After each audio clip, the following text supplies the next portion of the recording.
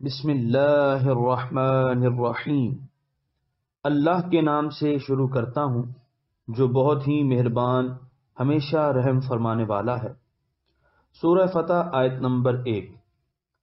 اِنَّا فَتَحْنَا لَكَ فَتْحًا مُبِینًا۔ ترجمہ: یقیناً ہم نے آپ کو شاندار فتح عطا فرمائی ہے۔ سورہ فتح آیت نمبر 1 کی تفسیر۔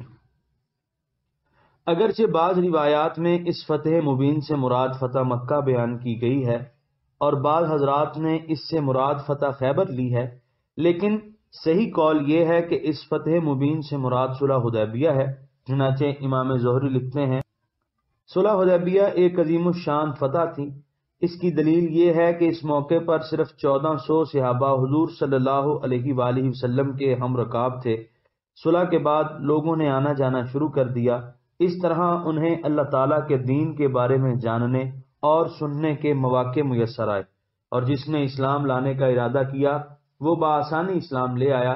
صرف 2 سال کے عرصے کے بعد حضور علیہ الصلاۃ والسلام مکہ فتح کرنے کے لیے جب تشریف لائے تو 10,000 جاں باز حضور صلی اللہ علیہ وآلہ وسلم کے ہم رکاب تھے۔ سورہ فتح آیت نمبر 2۔ لِيَغْفِرَ لَكَ اللَّهُ مَا تَقَدَّمَ مِن ذَنبِكَ وَمَا تَأَخَّرَ وَيُتِمَّ نِعْمَتَهُ عَلَيْكَ وَيَهْدِيَكَ صِرَاطًا مُسْتَقِيمًا۔ ترجمہ: تاکہ دور فرما دے آپ کے لیے اللہ تعالی جو الزام آپ پر ہجرت سے پہلے لگائے گئے اور جو ہجرت کے بعد لگائے گئے، اور مکمل فرما دے اپنے انعام کو آپ پر اور چلائے آپ کو سیدھی راہ پر۔ سورہ فتح آیت نمبر 2 کی تفسیر۔ بظاہر اس آیت کا مفہوم یہ معلوم ہوتا ہے کہ اللہ تعالیٰ نے اپنے نبی کریم صلی اللہ علیہ وآلہ وسلم کے اگلے پچھلے گناہ معاف کر دیے ہیں، عفو و غفران کا مژدہ بجا۔ لیکن اس سے تو یہ ثابت ہو گیا کہ حضور صلی اللہ علیہ وآلہ وسلم سے گناہوں کا صدور پہلے بھی ہوتا رہا اور بعد میں بھی ہوتا رہا، العیاذ باللہ۔ حالانکہ اس عقیدے پر امت کا اجماع ہے کہ ہر نبی، خصوصاً نبی الانبیاء سید الرسل صلی اللہ علیہ وآلہ وسلم معصوم ہیں۔ حضور صلی اللہ علیہ وآلہ وسلم کے دامن عصمت پر گناہ کا کوئی داغ نہیں ہے۔ اس شبہ کو دور کرنے کے لیے علماء تفسیر نے متعدد جواب دیے ہیں، جن کا خلاصہ پیش خدمت ہے۔ نمبر 1، یہاں گناہ سے مراد گناہ صغیرہ ہے۔ نمبر 2، یہاں گناہ سے مراد خلاف اولیٰ ہے اور حسنات الابرار سیئات المقربین کے قاعدے کے مطابق خلاف اولیٰ کو گناہ کہا گیا ہے۔ نمبر 3، وہ فعل اگرچہ نہ گناہ صغیرہ ہے نہ خلاف اولیٰ، لیکن حضور صلی اللہ علیہ وآلہ وسلم کی نگاہ عالی میں وہ نہیں جچتا، اس لیے حضور صلی اللہ علیہ وآلہ وسلم کے مقام رفیع کے باعث اسے ذنب یعنی گناہ کہہ دیا گیا۔ نمبر 4، بعض علماء نے غفرہ کا معنی بچا لینا اور محفوظ کر لینا کیا ہے، یعنی اللہ تعالیٰ نے آپ کو ہر قسم کے گناہوں سے محفوظ اور معصوم رکھا ہے۔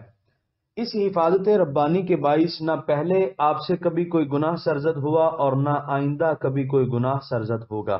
نمبر 5، بعض علماء نے یہ توجیہ کی ہے کہ آیت کا مقصد یہ ہے کہ مغفرت عامہ کی بشارت دے کر حضور صلی اللہ علیہ وآلہ وسلم کے قلب مبارک کو مطمئن کر دیا جائے، یعنی پہلے تو آپ سے کوئی غلطی سرزد ہی نہیں ہوئی، بالفرض اگر کوئی سہون سرزد ہو گئی ہو تو بھی اس سے عفو درگزر کا مژدہ سنایا جاتا ہے، تاکہ کسی قسم کی خلش یا مواخذے کا اندیشہ نہ رہے۔ یہ سارے جوابات اپنی اپنی جگہ نہایت اہم ہیں، لیکن کلام کے سیاق و سباق کو پیش نظر رکھا جائے تو ان میں سے کوئی مفہوم یہاں چسپاں نہیں ہوتا۔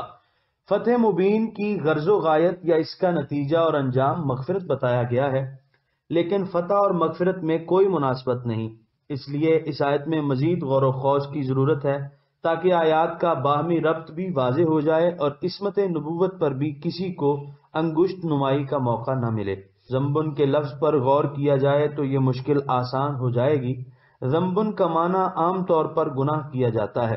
گناہ کہتے ہیں اللہ تعالیٰ کے کسی حکم کی نافرمانی کو، لیکن اہل لغت لفظ ذنب کو الزام کے معنی میں بھی استعمال کرتے رہتے ہیں، اور الزام میں یہ ضروری نہیں کہ وہ فعل اس شخص سے صادر بھی ہوا ہو، بلکہ بسا اوقات بلا وجہ اس فعل کی نسبت اس شخص کی طرف کر دی جاتی ہے۔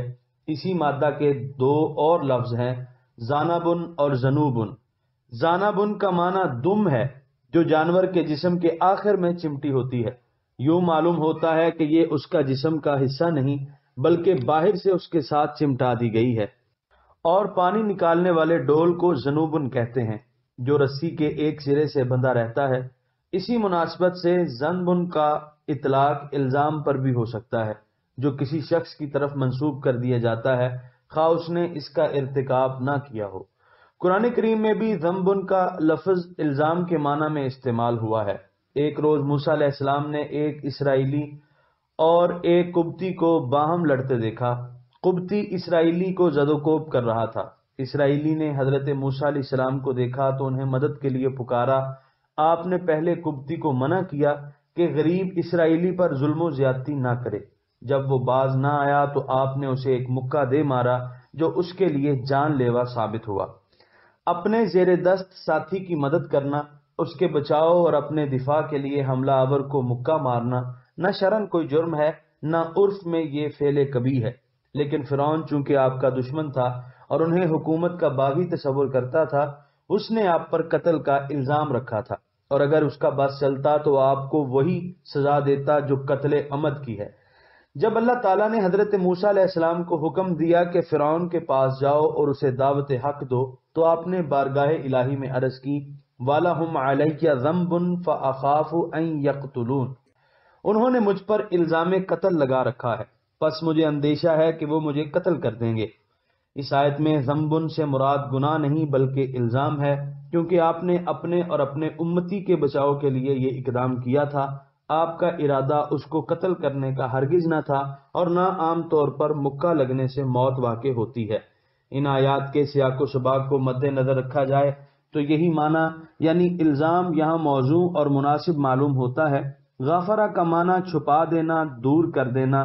ما تقدمہ سے مراد ہجرت سے پہلے اور ما تأخرہ سے مراد ہجرت کے بعد۔ یعنی اے حبیب، جو الزامات کفار آپ پر ہجرت سے پہلے عائد کیا کرتے تھے اور جو الزامات ہجرت کے بعد اب تک وہ لگاتے رہے ہیں، اس فتح مبین سے وہ سارے کے سارے نیست و نابود ہو جائیں گے اور ان کا نام و نشان بھی باقی نہیں رہے گا۔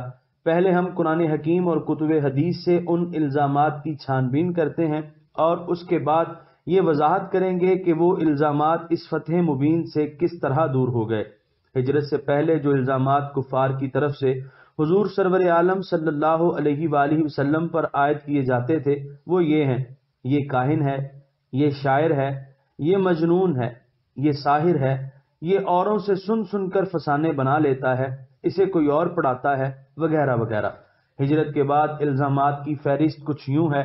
وہ کہتے یہ قوم میں اختلاف، انتشار پیدا کرنے والا ہے، اس نے جنگ کی آگ بھڑکا کر مکہ کو اجاڑ ڈالا ہے، بھائی کو بھائی سے، اولاد کو اپنے ماں باپ سے جدا کرنے والا ہے، اس نے ہمارے محفوظ تجارتی راستوں کو خطرناک بنا دیا ہے، ہمارے قومی انتظامات کو درہم برہم کر دیا ہے، وغیرہ وغیرہ۔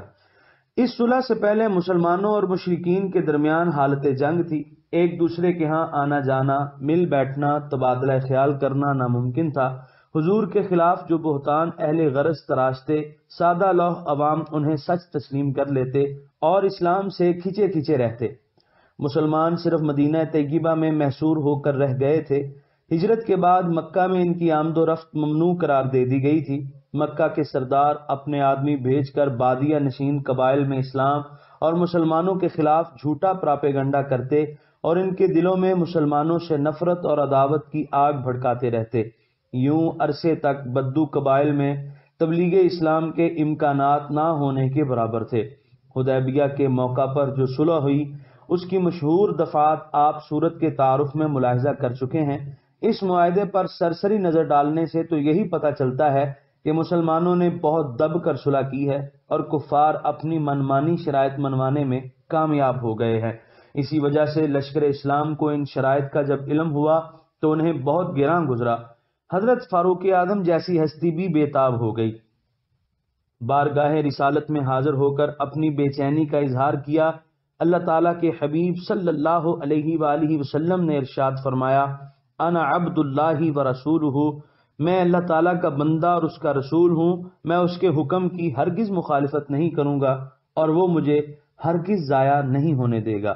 اور ایسا ہی ہوا کہ اس صلح کی وجہ سے فریقین میں جنگ بندی ہو گئی، امن قائم ہو گیا، آمد و رفت کی پابندیاں ختم ہو گئیں، مسلمانوں کو ان الزامات کی تردید کا سنہری موقع مل گیا، شکوک و شبہات کی کالی گھٹائیں چھٹ گئیں، حقیقت اپنے روئے زیبا کے ساتھ آشکارا ہو گئی، غلط پراپیگنڈے کے باعث دلوں پر جمع ہوا غبار دور ہو گیا اور لوگ دھڑا دھڑ دین اسلام کو قبول کرنے لگے۔ چنانچہ اس واقعے کے صرف 2 سال بعد حضور صلی اللہ علیہ وآلہ وسلم فتح مکہ کی مہم کے لیے مکہ روانہ ہوئے تو 10,000 جانباز اور سرفروش غلاموں کا لشکر جرار ہم رکاب تھا۔ آپ ان آیات کو اب پھر پڑھیے، حقیقت حال روز روشن کی طرح واضح ہو جائے گی۔ اللہ تعالیٰ نے اپنے محبوب مکرم صلی اللہ علیہ وسلم کو فتح مبین سے بہرہ ور کرنے کے ساتھ اپنے پے در پے احسانات کا ذکر کرتے ہوئے فرمایا کہ اے محبوب، ہم نے اپنی نعمتوں کی انتہا کر دی، دین کو مکمل کر دیا، اسلام کی عظمت کا ڈنکا آفاق عالم میں بج رہا ہے، اس کے غلبے کو دشمنوں نے بھی تسلیم کر لیا ہے۔ یعنی یہ تکمیل نعمت عبارت ہے دین کی سربلندی اور دور دراز ممالک میں اس کے پھیل جانے سے۔ اس کے علاوہ جو دینی اور دنیوی نعمتیں اللہ تعالیٰ نے اپنے محبوب پر فرمائی ہیں وہ سب اس میں داخل ہیں۔ سورہ فتح آیت نمبر 3۔ وَيَنصُرَكَ اللَّهُ نَصْرًا عَزِيزًا۔ ترجمہ، اور تاکہ اللہ تعالیٰ آپ کی ایسی مدد فرمائے جو زبردست ہے۔ سورہ فتح آیت نمبر 3 کی تفسیر۔ فرائض رسالت کی انجام دہی اور احکام شریعت کی تنفیذ کوئی معمولی کام نہیں، اس میں سر منہ کوتاہی بھی ناقابل برداشت ہے اور سنگین نتائج کا باعث بن جاتی ہے۔ اللہ تعالیٰ فرماتے ہیں، اے میرے حبیب، ہم نے آپ کو ان کٹھن اور دشوار ذمہ داریوں سے عہدہ برآ ہونے کے لیے خود راہ راست تک رہنمائی فرما دی ہے۔ کوئی مشکل راہ میں حائل نہیں ہو سکتی، کوئی اشکال باعث اضطراب نہیں بن سکتا۔ علامہ آلوسی نے بھی یہی تشریح کی ہے۔ ان انعامات خصوصی کے آخر میں فرمایا وَيَنصُرَكَ اللَّهُ، یعنی اللہ تعالیٰ آپ کی ایسی نصرت فرمائے گا کہ حضور صلی اللہ علیہ وآلہ وسلم ہمیشہ غالب رہیں گے اور کسی قسم کی کمزوری روح پذیر نہ ہوگی۔ یہاں ایک نکتہ غور طلب ہے، ان آیات میں مذکور تمام افعال کا فاعل اللہ تعالیٰ ہے، لیکن لیغفرا اور وینصرا کے بعد اللہ عزن اسمہ کو ظاہراً ذکر کیا۔ اس کی حکمت یہ بیان کی گئی ہے کہ مغفرت کا تعلق عالم آخرت کے ساتھ ہے اور نصرت و غلبے کا تعلق دنیا کے ساتھ۔ گویا فرما دیا، اے محبوب، تیری دنیا اور تیری آخرت کے تمام امور ہمارے سپرد ہیں، نہ اس دنیا میں آپ کو فکر مند ہونے کی ضرورت ہے اور نہ عقبہ کے بارے میں کسی اندیشے کی ضرورت ہے۔ یعنی اللہ تعالیٰ آپ کے دنیوی اور اخروی تمام امور کا ذمہ دار ہے۔ سورہ فتح آیت نمبر 4۔ هو الذي أنزل السكينة في قلوب المؤمنين ليزدادوا إيمانا مع إيمانهم وَلِلَّهِ جُنُودُ السَّمَاوَاتِ وَالْأَرْضِ وَكَانَ اللَّهُ عَلِيمًا حَكِيمًا۔ ترجمہ، وہی ہے جس نے اتارا اطمینان کو اہل ایمان کے دلوں میں تاکہ وہ اور بڑھ جائیں قوت ایمان میں اپنے پہلے ایمان کے ساتھ، اور اللہ کے زیر فرمان ہیں سارے لشکر آسمانوں اور زمین کے، اور اللہ تعالیٰ سب کچھ جاننے والا بہت دانا ہے۔ سورہ فتح آیت نمبر 4 کی تفسیر۔ صلح حدیبیہ کے بعد سرور دو عالم صلی اللہ علیہ وآلہ وسلم اپنے جانثاروں کی معیت میں مدینہ طیبہ روانہ ہوئے تو راستے میں اس سورت کی پہلی آیتیں نازل ہوئیں۔ حضور صلی اللہ علیہ وآلہ وسلم نے ارشاد فرمایا کہ مجھ پر ایک ایسی آیت نازل ہوئی ہے جو مجھے ساری دنیا سے محبوب تر اور عزیز تر ہے۔ حضور صلی اللہ علیہ وآلہ وسلم نے دوسری آیت پڑھ کر سنائی جب زبان پاک سے لیغفر لک اللہ ما تقدم من ذنبک وما تأخر کے کلمات طیبات ادا ہوئے تو صحابہ خوشی سے بے قابو ہو گئے، مبارکیں پیش کرنے لگے، عرض کی ہنی اللہ کا یا رسول اللہ، اے اللہ تعالیٰ کے رسول مبارک صد مبارک، اللہ تعالیٰ نے حضور صلی اللہ علیہ وآلہ وسلم کو تو بتا دیا جو معاملہ وہ آپ سے فرمانے والا ہے، وَمَاذَا لَنَا یا رسول اللہ، ہمارے ساتھ کیا سلوک کیا جائے گا۔ اس وقت یہ آیات نازل ہوئیں۔ سکینتن اس اطمینان اور تسلی کو کہتے ہیں جس سے دل کو قرار آ جائے اور ہر قسم کے قلق اور تشویش کا کلا کواں ہو جائے۔ صحابہ کرام کو صلح حدیبیہ سے جو پریشانی اور تشویش تھی اور جس کے باعث ان کے دل بے چین اور بے قرار تھے، اللہ تعالیٰ فرماتے ہیں کہ ہم نے ان کے مضطرب اور بے چین دلوں میں سکون اور طمانینت کا نور انڈیل دیا۔ وہ اضطراب جس میں وہ بری طرح گرفتار تھے وہ اطمینان سے بدل گیا۔ اگر بنظر غائر دیکھا جائے تو یہ مہم جن مرحلوں سے گزری، ہر مرحلہ بڑا صبر آزما اور ہمت شکن تھا۔ حالات کا دباؤ اتنا شدید تھا کہ کسی قدم پر بھی نظم و ضبط کے بند ٹوٹ سکتے تھے۔ جب زائرین حرم کا یہ قافلہ روانہ ہوا تو منافقوں نے برملا کہنا شروع کر دیا کہ یہ لوگ موت کے منہ میں کودنے کو جا رہے ہیں، تھوڑی سی تعداد اور وہ بھی غیر مسلح، ان کا بچ کر واپس آنا ممکن نہیں۔ لیکن حضور علیہ الصلوۃ والسلام کی شمع جمال کے پروانوں نے اس کی قطعاً پرواہ نہ کی۔ راستے میں جب یہ اطلاع ملی کہ کفار ادھار کھائے بیٹھے ہیں کہ وہ کسی قیمت پر مسلمانوں کو مکے میں داخل نہیں ہونے دیں گے اور وہ جنگ کی مکمل تیاری کر چکے ہیں، پھر بھی مسلمانوں کے دلوں میں خوف و ہراس پیدا نہ ہوا بلکہ بڑی شیر دلی سے آگے بڑھتے گئے۔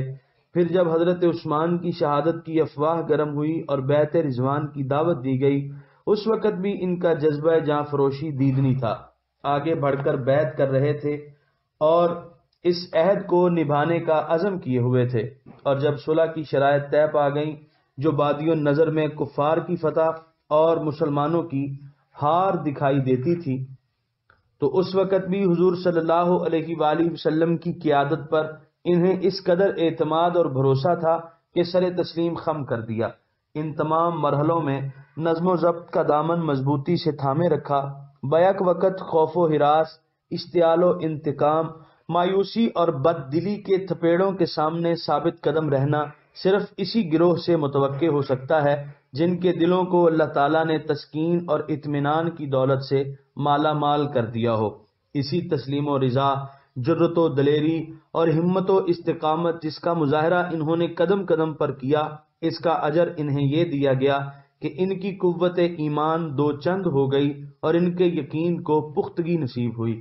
زمین و آسمان کے سارے لشکر اللہ تعالیٰ کے زیر فرمان ہیں، اس کا اشارہ ملے تو چشم زدن میں ساری طاغوتی قوتیں تہس نہس کر کے رکھ دی جائیں، ان کو دم مارنے کی بھی مہلت نہ ملے۔ لیکن اس کو محض اپنی قوت کا اظہار مطلوب نہیں، وہ تمام حالات کو اچھی طرح جانتا ہے، ماضی، حال اور مستقبل سب اس کے سامنے عیاں ہیں اور اس کے سارے کام حکمت کے مطابق ہوتے ہیں۔ یہ صلح اس لیے نہیں کی گئی کہ کفار طاقتور تھے اور مسلمان کمزور اور ان کی ٹکر نہیں لے سکتے تھے، بلکہ اس صلح میں گوناگون حکمتیں ہیں جو اپنے اپنے موقع پر نمایاں ہوں گی۔ سورہ فتح آیت نمبر 5۔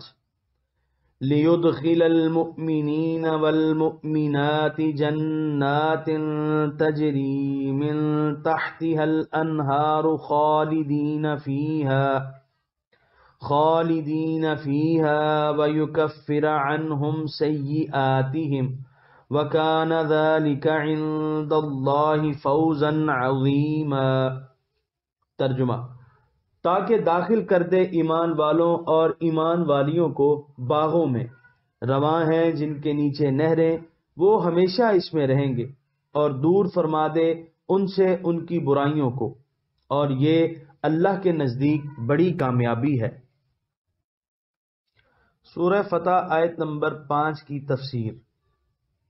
اس کا تعلق انزلہ کے ساتھ ہے، یعنی مسلمانوں پر سکینہ کا نزول اس لیے ہوا کہ اہل ایمان مردوں اور عورتوں کو ان انعامات سے نوازا جائے جن کا بیان اس آیت میں کیا گیا ہے۔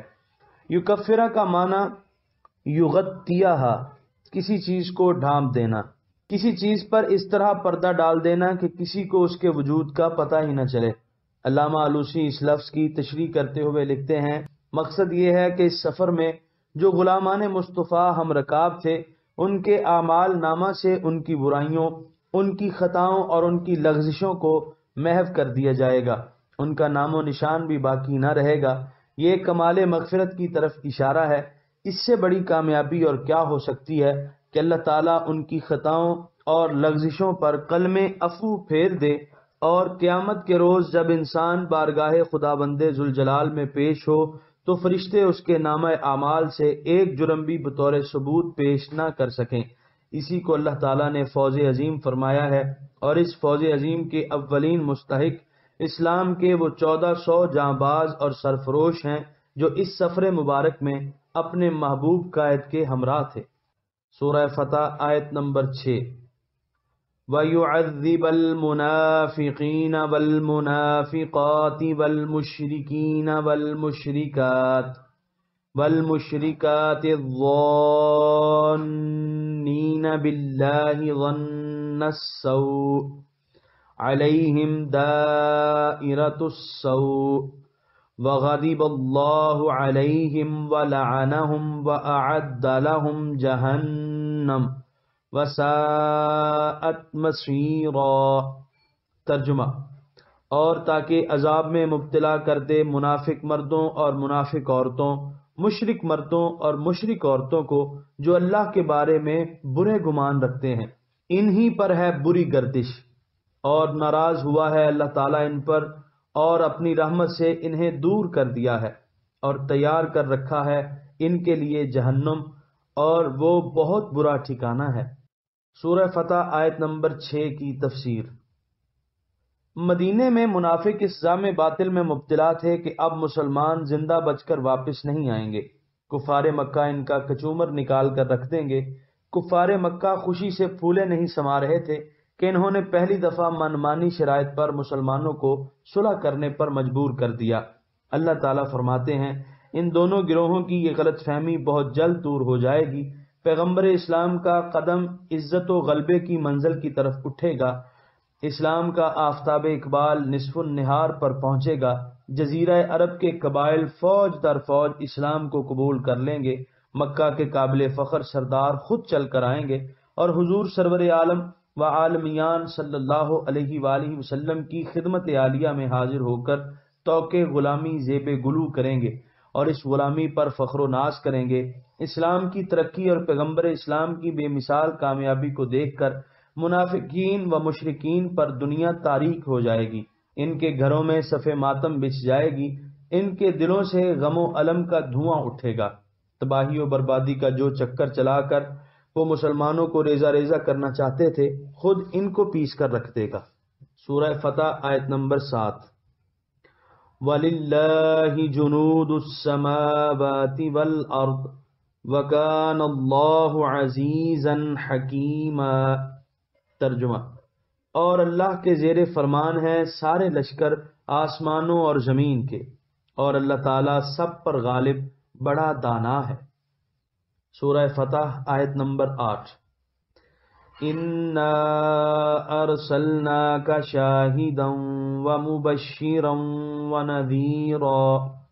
ترجمہ: بے شک ہم نے بھیجا ہے آپ کو گواہ بنا کر، اپنی رحمت کی خوشخبری سنانے والا، عذاب سے بروقت ڈرانے والا۔ سورہ فتح آیت نمبر 8 کی تفسیر۔ شاہد کا معنی گواہ ہے۔ علامہ قرطبی فرماتے ہیں کہ حضور علیہ الصلاۃ والسلام اپنی امت کے نیک اعمال اور برے اعمال پر گواہ ہیں، یعنی حضور سرور عالم صلی اللہ علیہ وآلہ وسلم اس دنیا میں اپنی امت کے نیک و بد اعمال کا مشاہدہ فرما رہے ہیں، اور قیامت کے دن ان پر گواہی دیں گے۔ علامہ زمخشری لکھتے ہیں یعنی حضور اپنی امت کے بارے میں گواہی دیں گے، جس طرح ارشاد ہے وَيَكُونَ الرَّسُولُ عَلَيْكُمْ شَهِيدًا، بقرہ 143۔ علامہ خازن لکھتے ہیں اے شاہدن علی اعمال امتہ، اپنی امت کے اعمال کی گواہی دیں گے۔ علامہ علوسی فرماتے ہیں یعنی عبد بن حمید اور ابن جریر نے حضرت قتادہ سے نقل کیا ہے کہ حضور صلی اللہ علیہ وآلہ وسلم اپنی امت پر گواہ ہیں، اور سابقہ انبیاء کے بارے میں بھی گواہی دیں گے کہ انہوں نے تبلیغ کا حق ادا کیا۔ اس کی مزید تحقیق کے لیے ملاحظہ فرمائیے سورہ بقرہ آیت نمبر 143، سورہ نساء آیت نمبر 41، الاحزاب آیت نمبر 45۔ سورہ فتح آیت نمبر 9۔ لِتُؤْمِنُوا بِاللَّهِ وَرَسُولِهِ وَتُعَزِّرُوهُ وَتُوَقِّرُوهُ وَتُسَبِّحُوهُ بُكْرَةً وَأَصِيلًا۔ ترجمہ: تاکہ اے لوگو تم ایمان لاؤ اللہ پر اور اس کے رسول پر، اور تاکہ تم ان کی مدد کرو اور دل سے ان کی تعظیم کرو، اور پاکی بیان کرو اللہ کی صبح اور شام۔ سورہ فتح آیت نمبر 9 کی تفسیر۔ علامہ راغب اصفہانی اس کلمے کی تحقیق کرتے ہوئے لکھتے ہیں: التعزیر النصرۃ مع التعظیم، کہ کسی کی نصرت و اعانت کرنا اور اس کے ساتھ اس کی تعظیم و تقریب کو بھی ملحوظ رکھنا۔ علامہ ابن منظور لکھتے ہیں: التعزیر النصر باللسان والسیف، زبان اور تلوار سے کسی کی امداد کرنا۔ عزرہ فخمہ وعظمہ، کسی کی تفخیم اور تعظیم کرنا۔ توقیر کی تشریح کرتے ہوئے لکھتے ہیں: وقر الرجل یجلہ والتوقیر التعظیم والترزیم، یعنی کسی کی تعظیم و احترام کرنا۔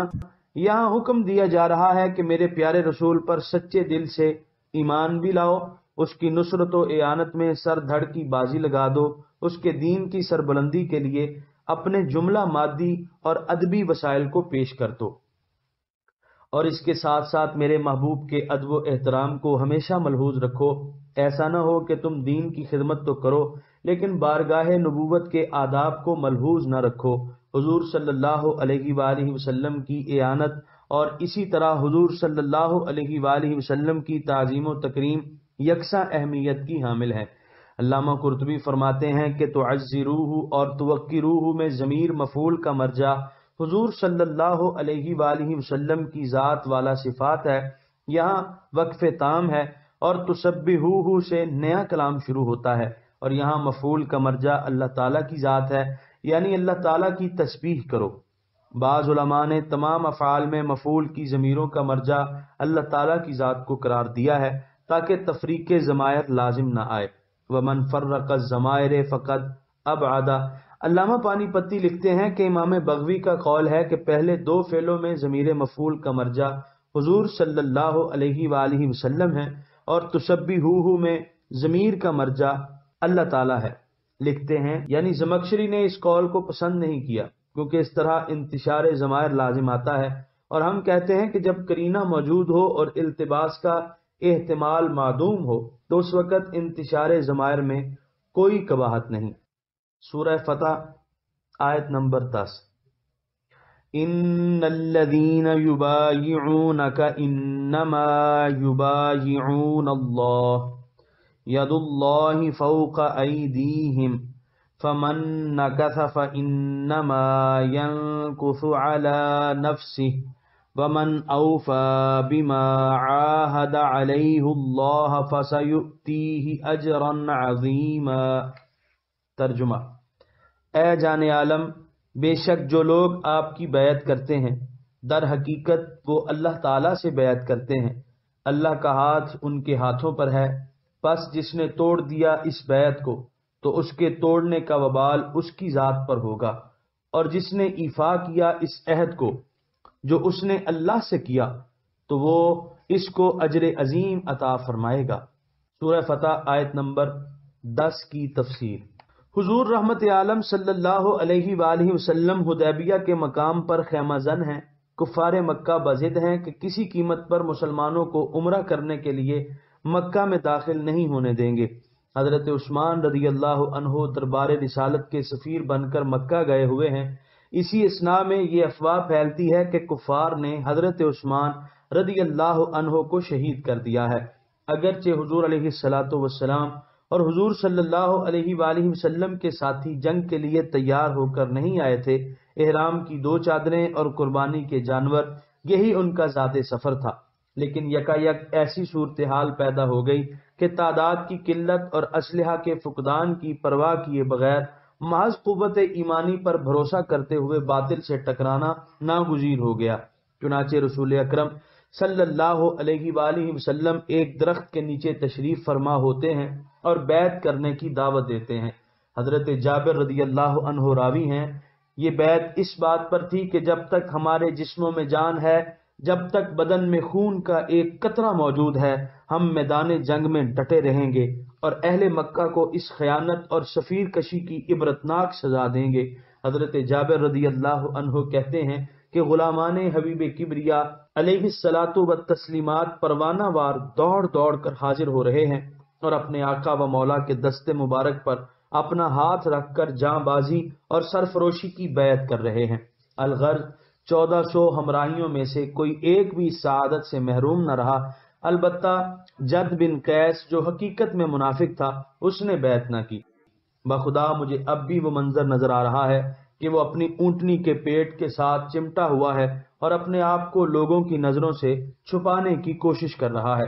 حضور سرور عالمیہ صلی اللہ علیہ وآلہ وسلم نے اپنے ان 1400 جانثاروں اور سرفروش مجاہدین کے بارے میں اپنی زبان حق کے ترجمان سے فرمایا، انتم خیر اہل الارض اليوم، اے اسلام کے قابل فخر مجاہدو، آج روئے زمین پر تم سب سے بہترین لوگ ہو۔ حضرت جابر رضی اللہ عنہ سے حضور علیہ الصلوۃ والسلام کا یہ ارشاد بھی منقول ہے، فرمایا جنہوں نے اس درخت کے نیچے میرے ساتھ بیعت کی ہے ان میں سے کوئی بھی دوزخ میں داخل نہیں ہوگا۔ ملا فتح اللہ کاشانی شیعہ اپنی تفسیر منہج الصادقین میں لکھتے ہیں، ترجمہ: حضرت نے اصحاب کو درخت کے نیچے جمع کیا اور انہیں از سر نو بیعت کرنے کا حکم دیا۔ صحابہ کرام انتہائی شوق و رغبت اور بڑی سنجیدگی سے آگے بڑھے اور حضور کے دست مبارک پر ہاتھ رکھ کر اس بات پر بیعت کی کہ تا دم واپسی حضرت صلی اللہ علیہ وآلہ وسلم کی مطابعت کے راستے پر گامزن رہیں گے اور کسی وقت بھی راہ فرات اختیار نہیں کریں گے۔ صحابہ کرام کے بے پناہ اشتیاق اور کامل رغبت کے باعث اس بیعت کا نام بیعت رضوان رکھا گیا اور اسی اثنا میں یہ آیت نازل ہوئی۔ یہ بیعت بظاہر اگرچہ حضور علیہ الصلوۃ والسلام کے دست حق پرست پر ہو رہی ہے، لیکن در حقیقت یہ بیعت اللہ تعالیٰ کے ساتھ تھی۔ اگرچہ بظاہر نبی کریم صلی اللہ علیہ وآلہ وسلم کا ہاتھ تھا، لیکن در حقیقت یہ دست خدا تھا۔ جس طرح حضور صلی اللہ علیہ وآلہ وسلم کی اطاعت کو اللہ تعالیٰ کی اطاعت کہا گیا ہے، اسی طرح حضور سے بیعت اللہ سے بیعت اور حضور صلی اللہ علیہ وسلم کا ہاتھ اللہ تعالیٰ کا ہاتھ فرمایا گیا ہے۔ علامہ اسماعیل حقی صوفیہ کی اصطلاح کے مطابق اس آیت کی یہ تشریح کرتے ہیں، یعنی اہل حقیقت کہتے ہیں کہ یہ آیت بعین ہی اس فرمان خداوندی کی طرح ہے جو رسول کی اطاعت کرتا ہے وہ اللہ کی اطاعت کرتا ہے۔ نبی کریم صلی اللہ علیہ وآلہ وسلم اپنی ذات و صفات سے فنا ہو کر بقا باللہ کے مقام پر فائز ہو چکے تھے، اس لیے جو فعل حضور صلی اللہ علیہ وآلہ وسلم سے صادر ہوتا در حقیقت اللہ سے صادر ہوتا۔ آج کل جو ہم کسی ولی کامل کے ہاتھ پر بیعت کرتے ہیں وہ اسی سنت کا اتباع ہے۔ علامہ اسماعیل حقی لکھتے ہیں، یعنی فقیر کہتا ہے کہ اس آیت سے بیعت کی سنت اور مشائخ کبار سے اکتساب فیض ثابت ہوتا ہے۔ وہ مشائخ جنہیں اللہ تعالیٰ نے قطب ارشاد کے مقام پر فائز کیا ہے، وہ اس طرح کے علمی تجلی سے ترقی دے کر انہیں مشاہدے کی تجلی تک پہنچا دیا جاتا ہے۔ حضرت شداد بن اوس اور عبادہ بن صامت رضی اللہ عنہما سے مروی ہے، دونوں کہتے ہیں کہ ایک روز ہم بارگاہ رسالت میں حاضر تھے، حضور علیہ الصلوۃ والسلام نے دریافت فرمایا تم میں کوئی بیگانہ یعنی اہل کتاب تو نہیں؟ ہم نے نفی میں جواب دیا۔ ارشاد ہوا دروازہ بند کر دو اور اپنے ہاتھ بلند کر دو اور کہو لا الہ الا اللہ۔ ایک گھڑی ہم نے اپنے ہاتھوں کو بلند رکھا، پھر رسول اللہ صلی اللہ علیہ وآلہ وسلم نے اپنا دست مبارک نیچے کیا اور گویا ہوئے الحمدللہ، اے اللہ تو نے مجھے اس کلمے کے ساتھ مبعوث فرمایا اور اس کلمے کا حکم دیا اور میرے ساتھ وعدہ فرمایا کہ جو اس کلمے پر پکا رہے گا وہ جنت میں داخل ہوگا اور تو اپنے وعدے کی خلاف ورزی نہیں کرتا۔ پھر فرمایا اے فرزندان اسلام تمہیں مجدہ ہو، اللہ تعالیٰ نے تم سب کو معاف فرما دیا ہے۔ اس قسم کی متعدد صحیح روایات ہیں جن سے ثابت ہوتا ہے کہ حضور صلی اللہ علیہ وآلہ وسلم اپنے غلاموں سے بیعت لیا کرتے تھے، مستورات کو بھی اس شرف سے مشرف فرماتے، لیکن ان کی بیعت کا طریقہ یہ تھا کہ پانی کے ایک پیالے میں پہلے حضور صلی اللہ علیہ وسلم اپنا دست مبارک رکھتے، اس کے بعد ان کو اس پیالے میں ہاتھ ڈالنے کا حکم دیتے، حضور صلی اللہ علیہ وآلہ وسلم نے کبھی کسی اجنبیہ کے ساتھ مصافحہ نہیں کیا۔ اللہ تعالیٰ کے رسول مکرم صلی اللہ علیہ وآلہ وسلم کے ساتھ بیعت کر کے جس نے بیعت کو توڑ دیا اس نے اپنے آپ کو نقصان پہنچایا، اور جس نے اس بیعت کو پورا کیا اور اس عہد کو ایفا کیا اس کو اللہ تعالیٰ اجر عظیم عطا فرمائے گا۔ وہ جنت میں اقامت گزین ہوں گے اور اس میں انہیں ایسی نعمتوں سے نوازا جائے گا جن کو نہ کسی آنکھ نے آج تک دیکھا اور نہ کسی کان نے سنا اور نہ کسی کے دل میں وہ کھٹکیں۔ جن نفوس قدسیہ نے اس درخت کے نیچے بیعت کی سعادت حاصل کی ان میں سے کسی نے اس بیعت کو نہیں توڑا۔ حضرت جابر رضی اللہ عنہ فرماتے ہیں ہم نے اس درخت کے نیچے اس بات پر اللہ کے رسول سے بیعت کی کہ ہم جان دے دیں گے لیکن راہ فرار اختیار نہیں کریں گے، بس ہم میں سے کسی نے اس بیعت کو نہیں توڑا بجز جد بن قیس کے۔ وہ در حقیقت منافق تھا اور جب مسلمان بیعت کر رہے تھے تو وہ اپنے اونٹ کی بغل میں چھپا ہوا تھا۔ یہاں پر 26ویں پارے کا 9واں رکوع مکمل ہوا۔